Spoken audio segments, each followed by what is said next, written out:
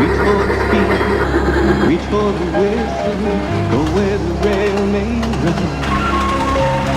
Reach for the wind, reach for the storm, follow the rainbow's sun. To a shining cloud station, where dreams can come true, waiting there for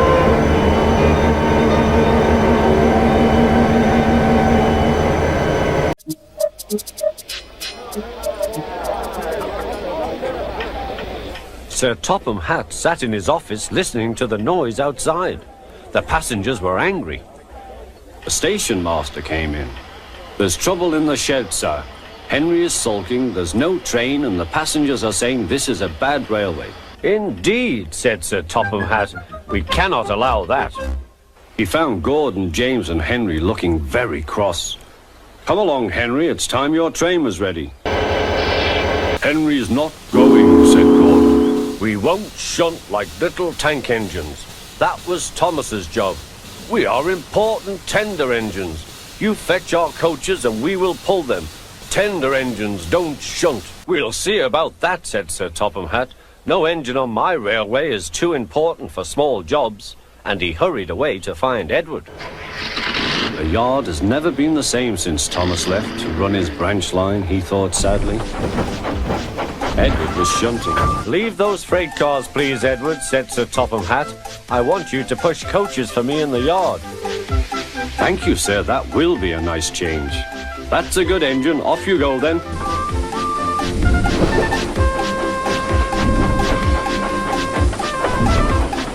So Edward found coaches for the 3 engines, and that day the trains ran as usual.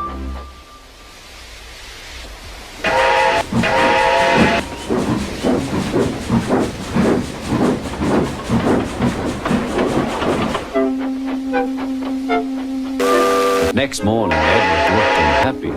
Gordon came clanking past, hissing rudely. "Bless me," said Sir Topham Hatt. "What a noise!" "They all hiss me, sir," answered Edward.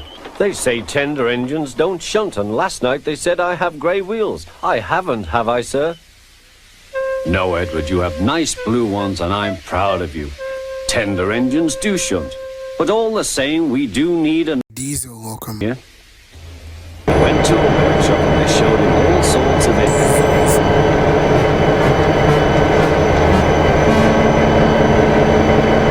At last he saw it. That's the one, he thought. "If I choose you, will you work hard?" "Oh, sir, yes, sir. That's a good engine. I'll call you." "Yes, sir. Thank you, sir," said Percy. And Sir Topham Hatt brought him back to the yard. "Edward," he called, "here's Percy. Will you show him everything?"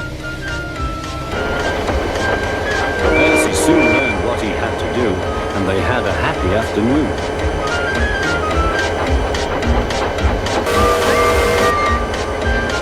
Then Henry came by, hissing as usual. Went Percy. Henry jumped and ran back to the shed. "How beautifully you wheeshed him," laughed Edward. "I can't wheesh like that." "Oh," said Percy, "that's nothing. You should hear them in the workshop. You have to wheesh loudly to make yourself heard."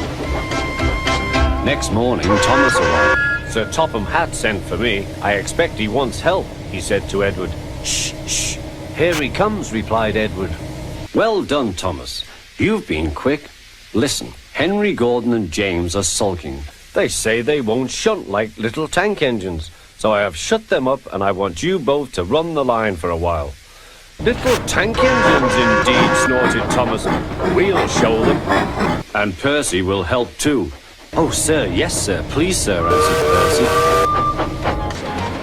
Edward and Thomas worked the main line, greeting each other as they passed by.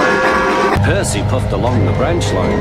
Thomas was anxious about Annie and Lambert. Both driver and conductor promised to take care of them.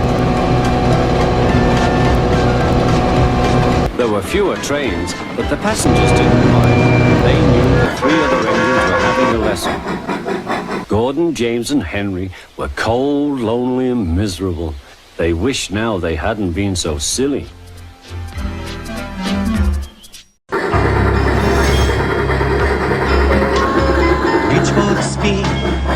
Reach for the whistle, go where the rail may run. Reach for the words, reach for the story, follow the rainbow sun.